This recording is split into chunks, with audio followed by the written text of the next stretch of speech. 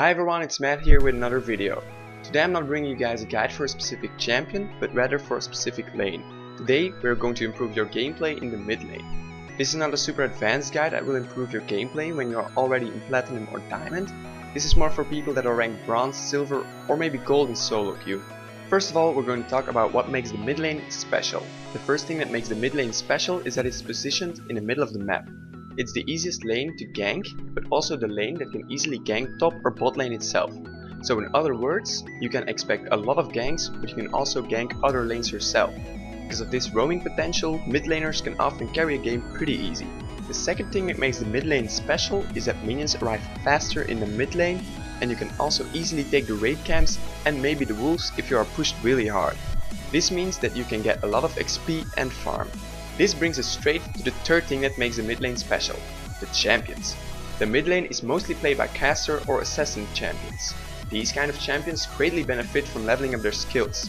In other words, the mid lane provides the best amount of experience and farm to reach the potential of these champions. The mid lane champions also get their damage spike mostly somewhere around the mid game. This is because they have a level advantage over other people in the game, and their main damage spells are also max level by now. Now we're going over the tips and the tricks that will definitely improve your mid lane gameplay. One of the more important things about playing the mid lane is warding it properly. I said before that the mid lane is the easiest to gank lane because it's in the middle of the map and you can enter it from two sides. So warding is very important. Most people ward the bushes that separate the river and the lane, because this is the place that the junglers mostly wait in for the perfect moment to gank. This is also probably the most safe warding spot when you are playing solo queue. If you are winning and you feel comfortable in your lane, you can ward a bit more offensive.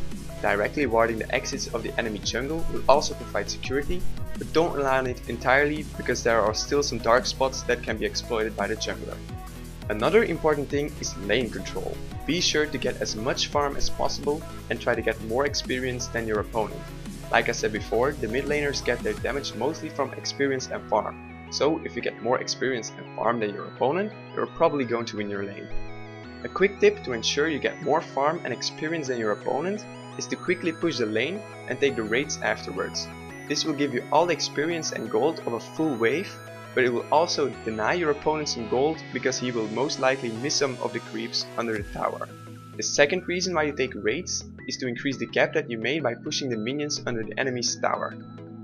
The last thing I'm going to talk about in this video is the roaming potential of a mid laner. The mid laner is in the perfect position to gank other lanes.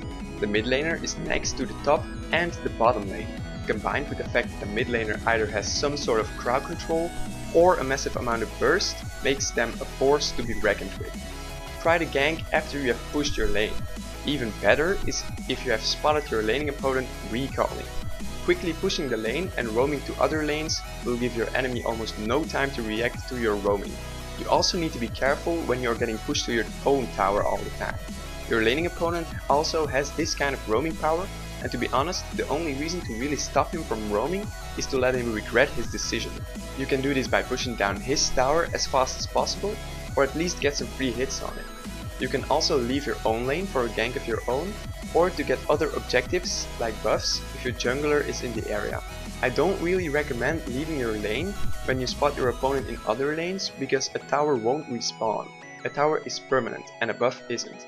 I hope you all enjoyed my video about how to improve as a mid laner.